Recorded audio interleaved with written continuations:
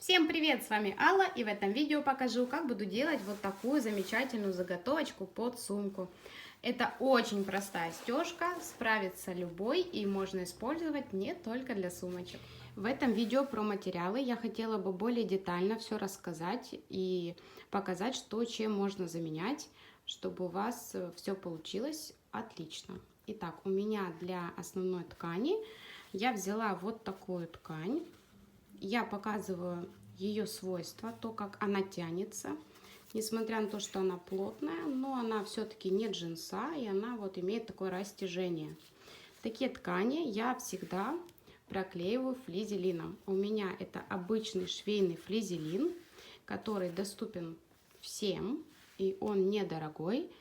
Единственная особенность, его нужно правильно приклеить. У меня есть видео на канале, где я показываю особенности проклейки эко-кожи. Но этот способ работает как на коже, так на эко-коже и, конечно же, на ткани. То есть после проклеивания ткань стабилизируется в обе стороны, она не тянется. У флизелина, так же как и у ткани, есть долевая и поперечная. Очень важно приклеить их крест-накрест. Пойдите посмотрите мое видео, где я об этом детально рассказываю и наглядно показываю. Следующий материал у меня это поролон 0,5 сантиметра толщиной. Многие мне писали о том, что в их магазинах продается только сантиметровый, спрашивали, подходит или нет. И, конечно же, ответ у меня однозначно один. Если ваша машина хорошо справляется с толщиной, точнее, она предназначена для толстых тканей, тогда, конечно, да. Если же у вас бытовая обычная машина, конечно же, я не рекомендую. Чем можно заменить мебельный поролон 0,5? Заменить можно шумоизоляционным материалом для автомобилей. Купить можно либо там, где продают материалы для автомобилей, либо в больших строительных гипермаркетах. Он серого цвета, толщиной 0,5. Единственное, на что прошу обратить особое внимание, на то, что у него бывает клеевая основа, и это нам не подходит, так как клей будет оставаться на игле и можно повредить челнок. Это нам не нужно, поэтому берем шумоизоляционный материал для автомобилей, не клеевой. Третий материал, который я использую в этом сэндвиче, это вот такая подкладочная ткань, абсолютно тонкая, прозрачная, плохого качества, неважно какая, она служит только лишь для того, чтобы при шитье транспортер машины мог двигать поролон, потому как если ее не подложить, сам поролон двигаться не будет, он тормозит, и машина его не продвигает. Бывает такое, что поролон с одной стороны на трикотажной основе, тогда вот эта ткань не нужна. Если у вас просто обычный поролон, как у меня, значит берем любую ткань ненужную и подкладываем под изнаночную сторону. Далее о нитках. Я буду использовать вышивальный полиэстер. Это нитки специально для вышивальных машин, но также их можно использовать в стежке. Они достаточно крепкие и за счет своего блеска хорошо смотрятся в стежке. Но если у вас нет возможности или желания покупать такие нитки, можно использовать отлично вот такие нити. Это армированная нить. Она тоже имеет свой своеобразный блеск. Не все, бывают они матовые.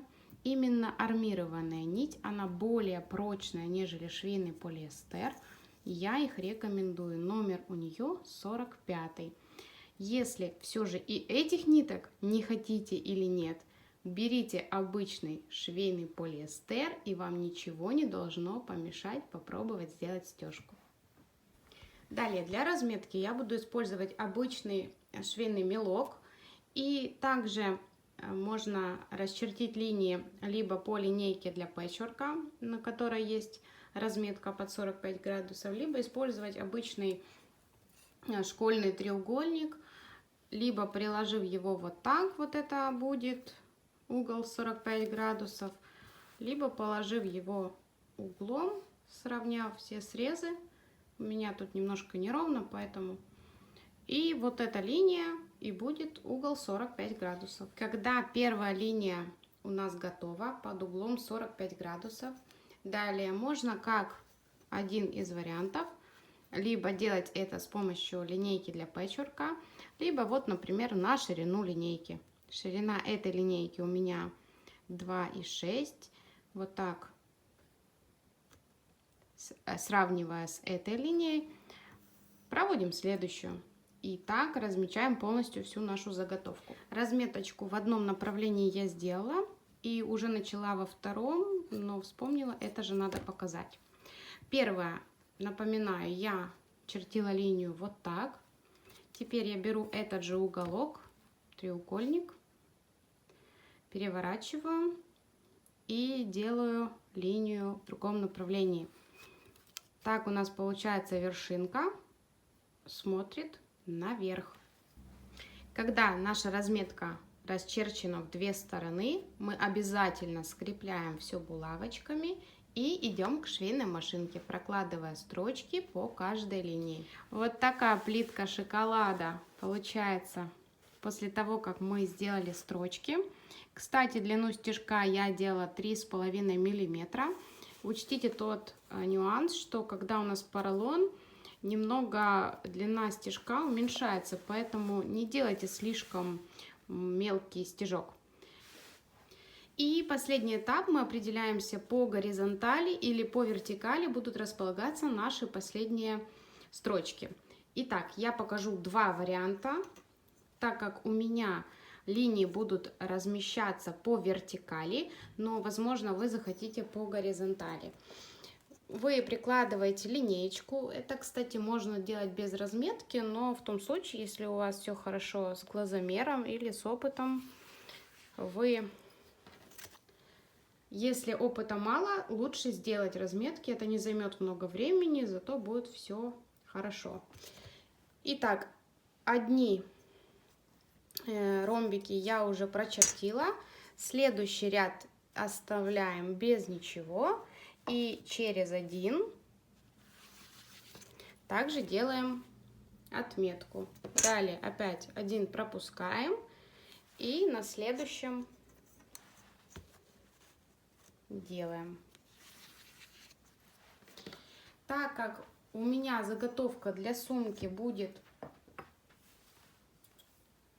не горизонтальная, а вертикальная, у меня стежка будет располагаться в обратном направлении. Также я один ряд пропускаю, на другом делаю.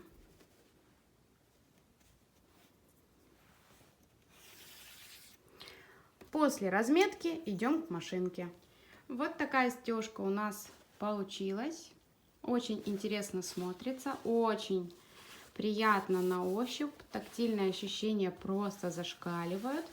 Ну и, конечно же, это все очень просто. Можно сделать на любой швейной машине, у которой есть даже одна функция, просто прямая строчка. Кому все-таки интересно, какая сумочка получится из этой заготовки, добавляйтесь ко мне в Инстаграм, и вы ничего не пропустите. Ссылка на Инстаграм в описании под этим видео. Ну а на этом все. Спасибо за просмотр, спасибо, что со мной. Кто не подписан, подписывайтесь. Всех рада видеть. Если остались вопросы, задавайте в комментариях. Всем пока-пока, до новых встреч!